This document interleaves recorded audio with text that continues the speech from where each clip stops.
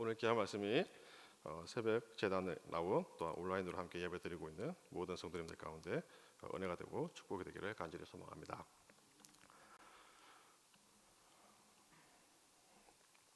복음의 능력에 대해서 로마서 8장까지 사도 바울을 통해서 우리에게 강력하게 말씀을 하셨습니다. 이 복음의 능력을 믿는 모든 사람들에게는 구원을 주시는 하나님의 능력이 됩니다. 그러나 복음의 능력을 믿지 못하는 사람들에게는 구원의 능력을 맛볼 수가 없게 될 것입니다. 우리는 복음의 능력을 아는 사람들, 특히나 먼저 믿은 우리들에게 있어서는 거룩한 부담감이 있습니다. 그 거룩한 부담감이라고 하는 것은 내 주변에 믿지 않는 사람들이 있다고 한다면 그 믿지 않는 사람들을 향한 거룩한 부담감을 누구나가 가지고 있지 않나 생각이 되어집니다. 특히나 그 가정에서라고 한다면 그 거룩한 부담감이 더 커질 거라고 생각이 되어집니다. 가정에서 만약 내가 그 가정에서 믿음의 초석이 되었다고 한다면 그 가정 가운데 믿지 않는 나의 부모나 나의 친지가 있다고 한다면 그들을 향한 거룩한 부담감은 특별할 것이라고 생각이 되어집니다. 분명히 그들을 향하여서 거룩한 부담감을 가지도록 아마 분명히 우리 가운데 성령님께서 그러한 마음들을 주시는 게 당연하기 때문에 그러할 것입니다. 그러한 간증들을 한 번씩 듣게 되어집니다. 우리 가정 가운데 믿지 않는 부모님들, 믿지 않는 불신 부모님들, 형제들이 참 많았는데 내가 믿음의 초석이 되어서 정말로 기도하고 또 인내하고 또한 그들에게 삶으로 또한 복음을 전가한 결과로 믿게 되어진 가정이 복음화되어진 간증을 듣게 되면 우리가 참 은혜가 되어지고 참 도전이 되어집니다. 근데 반면에 이 가정 복음화를 위해서 정말 이렇게 부단히 노력하고 그들을 위해서 기도하고 또 애썼지만 이 시간이 지나도 전혀 마음의 변화도 없고 믿을 것 같지 않게 되어지는 그러한 가정의 이야기들도 한 번씩 듣게 되어집니다. 그러한 가정, 그러한 내용들을 듣게 되어지면 참 안타깝죠. 지금까지 많이 노력하고 정말로 그들을 위해서 애쓰고 예수님께로 인도하기 위해서 정말로 많이 이렇게 인도하기 위해서 많이 노력하였지만 그럼에도 불구하고 나의 믿지 않는 그런 부모나 친척들이 믿지 않게 되어질 때 그때의 마음은 당사자들만이 알죠. 참 안타깝죠. 더 나아가서 히브리서 9장 27절이죠. 우리 다 아는 말씀이지만 한 번 죽는 것은 사람에게 정하신 것이요 그 이후에 무엇이 있게 됩니까? 심판이 있으리라라고 말씀하고 계십니다. 예수 믿는 우리들에게는 다들 아는 사실이죠. 예수님을 믿게 되어지면 반드시 천국 가지만 예수를 믿지 않는 그들에게는 어떻게 됩니까? 심판이 예비되어져 있고 그 안에서 선악간의 심판이 있게 된 이후에 불신 가운데 지옥에 가게 될 것이라는 것을 우리 모두 다 너무나도 잘 알기 때문에 믿지 않는 그들을 볼 때마다 마음에 무엇이 생깁니까? 마음에 부담감이 생기고 오히려 믿지 않는 그들을 볼 때마다 마음이 참 어렵죠. 힘들게 되는 것이 우리의 기존 사실이지 않나, 기존 가지게 되어지는 마음이지 않나 생각이 되어집니다. 마찬가지로 오늘 사도 바울도 그와 같은 마음을 가지고 있죠. 1절하고 2절 말씀해 보니까 이렇게 말씀합니다. 내가 그리스도 안에서 참말을 하고 거짓말을 아니하노라. 나에게는 무엇이 있다고요? 큰 근심 있는 것과 마음에 그치지 않는 고통이 있는 것을 내 양심이 성령 안에서 나와 더불어 증언하노니. 바울도 같은 괴로움과 같은 고통을 가지고 있다라고 우리에게 말씀을 하고 계십니다. 그 고통이 되어지고 근심이 되어지는 것은 가정 안에서 믿지 않는 나의 친척을 볼 때 가지는 마음과 일반적이게 똑같게 3절 말씀에서 사도 바울도 똑같은 괴로움을 가지고 있는 것입니다. 3절 말씀을 보니까 나의 형제 곧 고륙의 친척을 위하여 내 자신의 저주를 받아 그리스도에게서 끊어질지라도 원하는 바로라 라고 말씀을 하고 계십니다.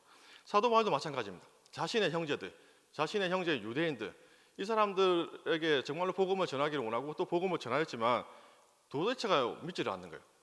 또한 믿지 않는 그들이 나중에 어떻게 될 것까지도 분명하게 사도 바울이 알고 있는지라 그들을 볼 때마다 큰 근심이 있고 마음이 상당한 고통을 가지고 있는 것이 지금 사도 바울의 고백인 것입니다. 더 나아가서 4절 말씀에 보니까 이렇게 이야기를 합니다. 그들은 유대인이고 그들은 이스라엘 사람들입니다. 그들에게는 특별한 하나님의 은혜가 있었죠. 무엇이 있었습니까? 4절 말씀에 보니까 그들에게는 양자됨과 언약과 그리고 율법을 세우신 것과 예배와 약속들이 있었다라고 분명하게 말씀을 하고 계십니다. 분명히 이스라엘 사람들에게는 다른 일반 사람들과는 다르게 그들에게는 특별한 하나님께 드릴 수 있는 예배의 제사 제도가 있었고 율법이 있었고 그리고 그들에게는 분명히 하나님께서 선택하셨다라고 하는 분명한 그러한 약속들이 그들의 삶 가운데 그들의 조상 때부터 분명히 있어 왔지만 그럼에도 불구하고 이스라엘 사람들, 유대인들은 하나님께로 돌아오지 않는 그들을 볼 때마다 바울은 도대체가 이해가 되어지지도 않고 너무나도 마음이 아픈 것입니다. 오늘 사도 바울은 그러한 유대인들을 보면서 분명히 그 유대인들과는 또 별도로 예수를 주로 시인하고 예수를 믿는 신자들이 모여진 교회가 계속해서 어떻게 됩니까? 세워지고 계속해서 확장되어지는 가운데 유대인과는 다른 기독교 교회가 계속해서 세워지는 가운데 이 유대인들 보니까 너무나도 안타깝기도 하고 이 유대인들을 향해서 우리가 도대체 어떻게 이들을 생각을 해야 되고 이들을 바라보아야 될 것인가에 대해서 바울은 괴로운 마음을 가지고 오늘 로마서 9장부터 로마서 11장까지 이 유대인들을 향해서 하나님에 대한 말씀을 우리 가운데 기록하기를 원한 것입니다. 그들을 향해서 이야기하기를 먼저 5절 말씀과 같이 이렇게 말씀합니다. 조상들도 그들의 것이요 육신으로 하면 그리스도가 그들에게서 나셨으니 하면서 유대인들을 향해서 가장 먼저 하시는 이야기가 이렇게 말씀을 합니다. 그는 만물 위에 계셔서 세세의 찬양을 받으실 하나님이시니라. 아멘. 이렇게 말씀을 합니다. 가장 먼저 바울이 유대인들을 향해서 던진 말씀이 예수 그리스도는 어떻게 해요? 만물 위에 계셔서 그분은 하나님 되십니다 라고 하는 말씀을 먼저 선포를 하고 계십니다.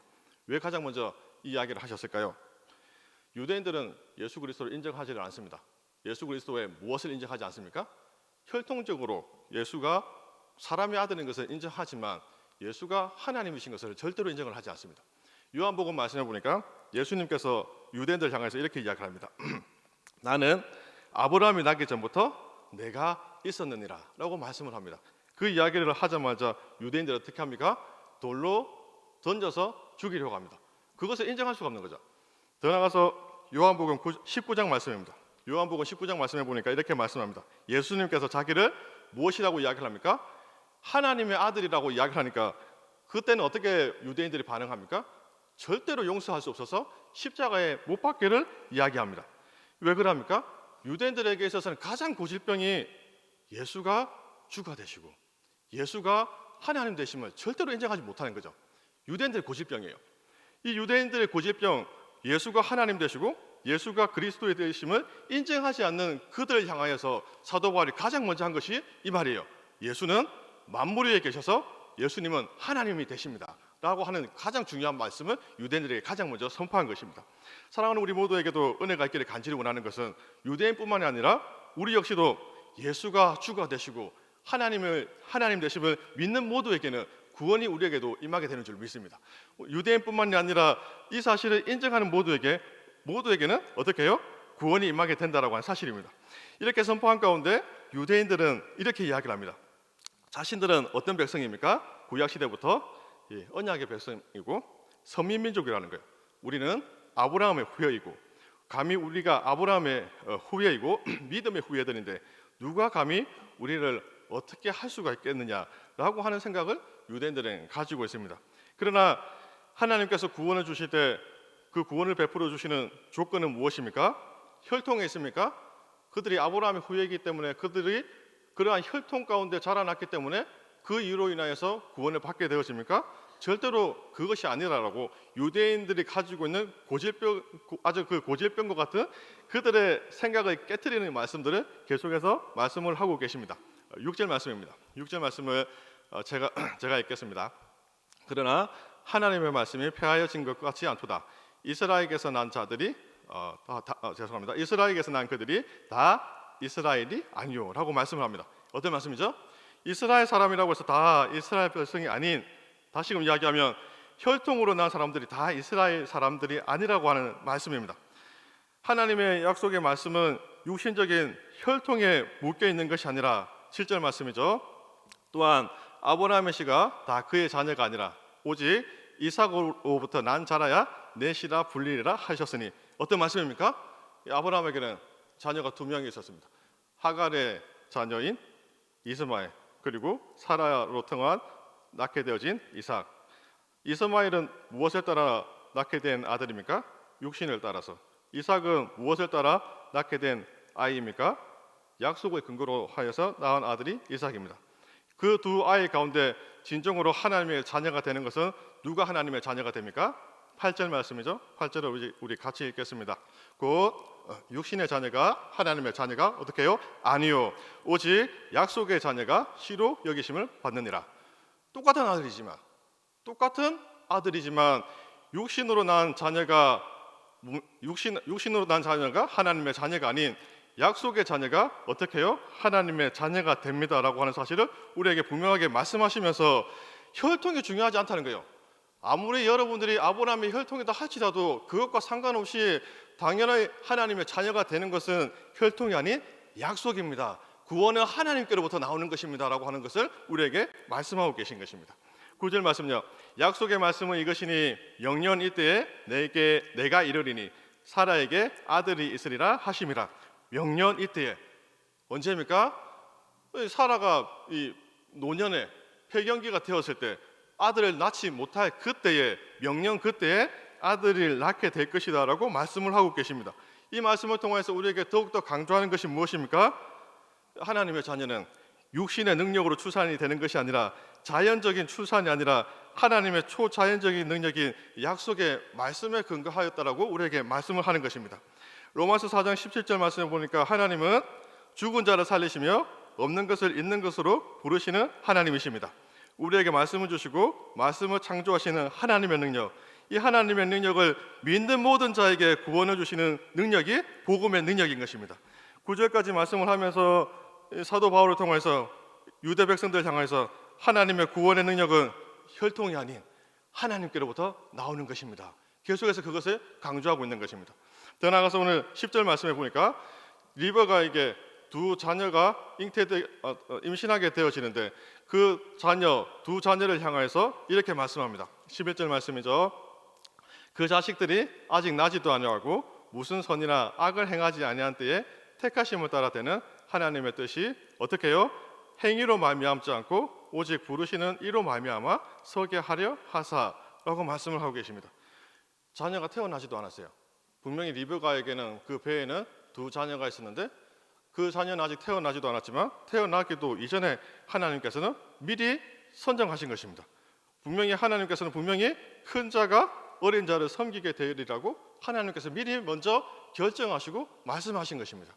여기까지 말씀을 계속해서 우리에게 강조하시는 것은 계속해서 우리에게 말씀하시고 유대인에게 말씀하시는 것은 혈통이 아닌 구원의 능력은 나에게서 나오는 것이 아닌 오직 하나님의 전적인 주권이고 하나님의 선택이 있고 하나님의 부르심이 있고 하나님의 결정이다라고 하는 사실을 우리에게 말씀하고 계신 것입니다.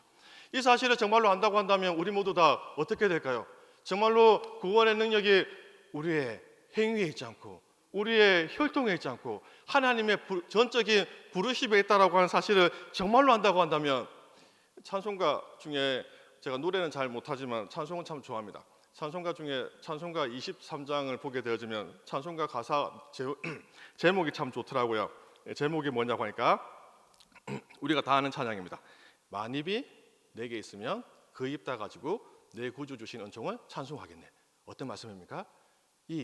우리의 입이 몇 개 있으면요, 입이 10,000개가 있다면 내 입이 지금은 1개지만 그 입이 혹시라도 나에게 10,000개가 된다면 그 입 전부 다 가지고 누구를 찬송하겠다고요? 주 하나님 대속하여 주신 그 은혜를 찬송하겠다라고 이야기를 합니다. 왜 그럽니까? 나의 구원은 나의 행위에 있지 않고 오직 전적인 하나님의 전적인 사랑하심과 전적인 희생과 전적인 그분의 긍휼하심으로 말미암아 이루어졌기 때문에 나에게 공로가 있지 않고 오직 그분의 사랑으로만 이루어졌기 때문에 감사할 수밖에 없고 찬양할 수밖에 없는 것입니다. 오늘 귀한 말씀을 통해서 유대인들에게 뿐만이 아니라 우리 모두에게도 다시금 은혜가 있기를 간절히 원하는 것은 대속의 은혜 가운데 오직 베풀어 주신 하나님의 전적인 은혜 앞에 늘 감사할 수 있는 은혜가 있기를 간절히 소망합니다. 계속해서 오늘 말씀 가운데 이렇게 이야기를 합니다. 18절 말씀입니다. 18절 말씀을 우리 또 같이 읽겠습니다. 그런즉 하나님께서 하고자 하시는 자를 긍휼히 여기시고 하고자 하시는 자를 완악하게 하시느니라. 이제 이 말을 들은 이제 유대인들이 뭐라고 얘기를 하느냐고 하니까 하나님께서 우리를 먼저 불러주시고 먼저 선택하여 주셔서 구원받게 된 것은 감사하다는 거예요. 그런데 이 말을 가만히 듣던 유대인들이 한 가지 생각하게 된 거예요. 좀 기분이 나쁜 거예요. 뭐가 기분이 나쁘냐고 하니까 18절이죠. 다시 보면 하나님께서 하고자 하시는 자를 긍휼히 여기시고 하고자 하시는 자를 완악하게 하시느니라. 이 말이 어떤 말씀입니까?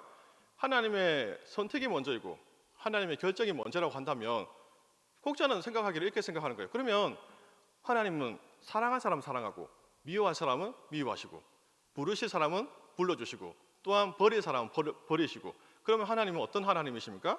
유대인들이 딱 듣기에는 하나님은 편협한 하나님이 아닌가. 하나님은 자기 사람만 챙기시고 또 자기 사람이 아닌 사람은 내치는 아주 그런 편협한 사람이 아닌가. 유대인들 입장에서는 그러한 질문이 되겠죠. 그래서 18절과 같은 이야기를 하게 된 것입니다. 하나님은 긍휼히 여기는 사람은 여기고, 그러면 완악하게 하실 사람은 완악하게 하십니까? 하나님은 편협한 하나님이십니까? 이러한 유대인들의 질문을 향해서 오늘 성경 말씀은 어떻게 말씀을 하느냐고 하니까 19절부터 29절까지 말씀을 통해서 세 가지를 말씀합니다. 그 세 가지가 무엇입니까? 하나는 토기장의 비유, 또 하나는 호세아서의 말씀을 인용하고, 또 하나는 이사야서의 말씀을 인용하는 가운데 하나님은 절대로 그런 분이 아니십니다. 하나님은 편협하신 분이 아니라 이 세 가지의 비유를 통해서 하나님은 정말로 우리를 사랑하시고 인내하시는 하나님이심을 우리에게 말씀을 하기를 원하십니다. 먼저 21절 말씀입니다. 21절 말씀을 보게 되어지면 토기장이가 진흙 한 덩이로 하나는 귀 쓸 그릇을 하나는 천이 쓸 그릇을 만들 권한이 없느냐라고 말씀을 하고 계십니다. 토기장이 이야기는 사실은 예레미야 18장 말씀을 배경으로 해서 토기장 이야기를 하고 계십니다. 토기장의 비유는 예레미야 18장 1절부터 4절 말씀해 보니까 토기장이에 대한 이야기가 나오는데, 그 내용을 잠깐 보게 되어지면 이렇게 말씀을 하고 계십니다. 이 토기장이가 그릇을 만들 때 어떻게 만듭니까? 이 그릇을 만드는 기구 앞에서 발을 이렇게 구르게 되어지면 이 그릇이 돌아가게 되어지죠. 그래서 토기장이 그 앞에서 손을 가지고 이 그릇을 반죽하게 되어지면 토기장이가 원하는 그릇으로 만들어지게 되어집니다. 그런데 한 번씩 빚다 보면 토기장이도 사람인지라 잘못 빚게 되어지죠. 그렇게 되어지면 토기장이가 원하는 그릇이 원하는 대로 나오지 않게 되겠죠. 그때 토기장이는 어떻게 합니까? 다시금 반죽을 전부 다 덮어버리고 다시금 만들게 되는 것입니다. 그때 잘못된 그 그릇을 토기장이가 이렇게 뒤엎었다고 해서 토기장이를 뭐라 할 수가 있습니까? 절대로 그렇게 할 수가 없죠. 어디까지나 그것은 토기장의 권한이고 토기장의 자기 마음이죠. 오늘 말씀도 마찬가지입니다. 오늘 21절 말씀을 보니까 토기장이가 하나는 귀 쓸 그릇을 하나는 천이 쓸 그릇을 만들 권한이 없느냐. 하나님의 주권이라는 거예요. 토기장에게도 그러한 권한이 있는 것처럼 하나님께도 그러한 주권이 있다라고 말씀을 하는 것입니다. 더 나아가서 그러한 주권을 가진 토기장이가 22절과 23절처럼 말씀합니다. 22절 말씀을 보니까 이렇게 말씀합니다. 그의 진노를 보이시고 그의 능력을 알게 하고자 하사 멸하기로 준비된 진노의 그릇을 어떻게 해요? 오래 참으심으로 관영하고. 이 진노의 그릇은 누구십니까? 지금 유대인들을 향해서 말씀하고 계시죠. 그 진노의 그릇을 향해서 어떻게 해요? 오래 참으시고 관용하고. 또 23절 말씀해 보니까 그 영광의 풍성함을 알게 하고자 하였는데 그 그릇은 어떤 그릇입니까? 긍휼의 그릇. 이 긍휼의 그릇은 누구시죠? 이방인들을 향해서 말씀을 하는 것입니다. 그러니까 토기장의 비유를 통해서 분명히 우리에게 말씀을 합니다. 토기장이는 진노의 그릇도 있었는데 그 진노의 그릇을 향해서 오래 참으시고 간용을 베풀고, 긍휼의 그릇, 이방인과 같은 사람들을 향하여서도 어떻게 해요? 긍휼을 베풀었다라고 이야기를 합니다. 이 이야기를 통해서 분명히 우리에게 전달하고자 하는 메시지는 하나님은 편협하신 게 아니라는 거예요.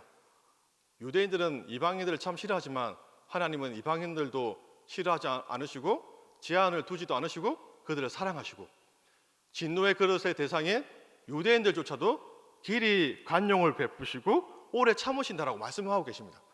이 이야기를 하는 가운데 과연 어떻게 해서 이러한 토기장의 비유를 통해서 하나님이 편협하실 수가 있습니까? 라고 유대인들에게 말씀을 하는 것입니다. 더 나아가서 호세아 말씀을 인용합니다. 호세아 말씀을 보게 되면 25절 말씀이죠. 내가 내 백성 아닌 자를 내 백성이라 사랑하지 아니한 자를 사랑한 자라 부르리라 라고 말씀을 하고 계십니다. 호세아 선지자가 호세아서 말씀을 보니까 결혼을 하게 됩니다. 누구와 결혼을 하게 됩니까? 고멜이라고 하는 원래는 창녀와 결혼을 하게 됩니다. 결혼을 하게 되었을 때는 우리가 생각합니다. 옛날에는 과거에는 나쁜 짓을 했지만 이제는 결혼하고 나서는 나쁜 일을 하지 않겠지라고 하면서 호세아 선지자와 창녀인 고멜이 결혼을 하게 됩니다. 결혼을 해서 자녀를 낳게 되어지죠. 자녀를 낳게 되어졌는데 그 자녀의 얼굴을 호세아 선지자가 자세히 보니까 가만히 보니까 자신의 얼굴과 닮지 않은 거예요. 그래서 눈치챈 거예요. 이 아이는 나의 아이가 아니구나. 만약 그러한 일을 제가 당했다고 한다면 저 역시 참 비참할 것 같아요. 호세아 선지자 역시도 사람인지라 아이를 낳았는데 이 아이가 얼굴을 보니까 내 아이가 아닌 다른 사람의 아이라고 한다면 마음이 참 비참할 거예요. 그러나 호세아 선지자를 통하여서 하나님은 말씀하기를 원하십니다. 내 아이가 아닌 거예요. 그러나 내 아이가 아니고 내 백성이 아닌 자를 어떻게 해요? 호세아서 말씀을 통해서 내 백성이 아닌 자를 내 백성이라, 사랑하지 아니한 자를 사랑한 자라 부르리라 라고 말씀을 하고 계십니다. 그 과정을 통해서 다시금 이야기하면 이 말씀은 어떤 말씀입니까? 나를 배반하고 배반한 너희들을 향하여서 끝까지 내가 사랑하고 정말이지 하나님을 섬기다가 배신한 일이 몇 번이나 반복되었음에도 불구하고 끊임없이 사랑한 나인데 내가 어떻게 편협할 수가 있느냐라고 이야기를 하는 것입니다. 여수 애양원에 가게 되어지면 손양원 목사님의 그 기념관이 있죠. 우리 다 한 번씩은 다 가보시지 않았을까 생각이 되어집니다. 그분의 이야기의 간증 중에 가장 감동되는 부분이 어떤 부분이 있습니까? 자신의 두 아들이 있었는데 그 두 아들을 죽인 그 아이를 원수 같은 사람이지만 이 자신의 양자로 삼는 그 이야기는 우리 모두에게 감동이 되는 줄로 압니다. 힘들어요. 어떻게 그런 일을 합니까? 내 아이가 아닌 사람을 나의 아이라고 받아들일 수 있는 마음, 그 마음을 두고 우리가 어떻게 편협하다라고 이야기할 수 있을까요? 호세아 선지자를 통해서 이야기하고 싶은 거예요. 내 백성 아닌 사람을 내 백성이라고 이야기를 하는데 그게 어떻게 편협합니까? 더 나아가서 이사야 선지자를 인용합니다. 29절 말씀이죠. 만일 만군의 주께서 우리에게 씨를 남겨두지 아니하셨더라면 우리가 소돔과 같이 되고 고모라와 같았으리로다. 원래는 소돔과 고모라와 같이 전부 다 멸망해야 되는 거예요. 그럼에도 불구하고 그 가운데 남은 백성을 하나님께서 기억하시고 우리를 구원하여 주신 것입니다. 다시금 이야기하면 우리 모두 다 죽어야 될 사람들이고 우리 모두 다 멸망받아야 될 사람임에도 불구하고 하나님 우리에게 어떻게 해요? 남겨둔 백성, 남은 자를 기억하셔서 우리를 구원하여 주신 것입니다. 그 사실 가운데 어떻게 그 하나님을 향해서 편협하다라고 우리는 이야기할 수가 있을까요? 등등의 이 세 가지를 이야기하는 가운데 알지 못하는 사람은 하나님을 향해서 편협하다라고 하실 수도 있지만 그러나 정말로 이 하나님의 사랑을 아는 사람인 우리들에게 있어서는 하나님의 사랑이 너무나도 큰 거예요. 하나님의 사랑이 너무나도 감동적인 거예요. 그래서 우리는 예수 믿기 전에는 몰랐지만 예수 믿고 나서 아마 대다수가 이렇게 기도해 본 적이 있지 않을까 생각이 되어집니다. 만세전에 나를 택정하고 구원하신 하나님께 감사합니다. 흑몬과 같은 죄악된 나이지만 만세전에 나를 미리 불러주시고 나를 선택하여 주시고 만세전에 나를 예정하시고 작정하신 하나님 감사합니다. 미리 선택하신 것이 편협하신 하나님이십니까? 믿는 우리에게는 먼저 불러주신 그 하나님이 감사하기만 한 거예요. 편협하신 하나님이 아니라. 오늘 이 세 가지 이야기를 통해서 우리에게 던져주고 싶은 이야기가 그것입니다. 세상 사람들은 하나님의 사랑을 알지 못하기 때문에 편협하다라고 이야기를 하지만 하나님의 사랑을 아는 우리들에게는 그 사랑이 날마다 고맙기만 한 것입니다. 사랑하는 우리 모두에게 은혜가 있기를 간절히 원합니다. 대속하신 사랑, 고맙고 감사하신 대속의 놀라운 은혜인 줄로 믿습니다. 오늘도 그 대속의 은혜를 묵상하시고 그 사랑과 그 은혜 가운데 감사하면서 살아갈 수 있는 귀한 하루가 되기를 주의 이름으로 축복합니다. 기도하겠습니다. 좋으신 아버지 하나님 감사드립니다. 하나님 도와주시옵소서. 이 땅에 살아가는 동안에 복음의 능력을 확신하면서 살아가기를 간절히 소망합니다. 아버지 하나님이여, 유대인과 같은 그러한 어리석은 행동을 하지 않기를 간절히 원합니다. 구원의 주권이 하나님께 있는 줄로 믿습니다.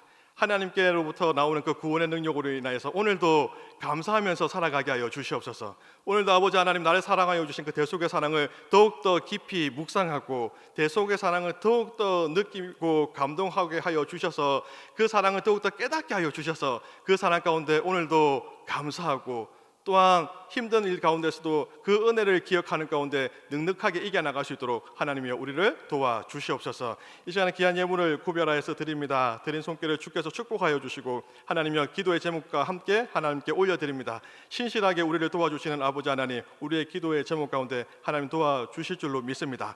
하나님 감사드리며 예수 그리스도의 이름으로 기도합니다. 아멘.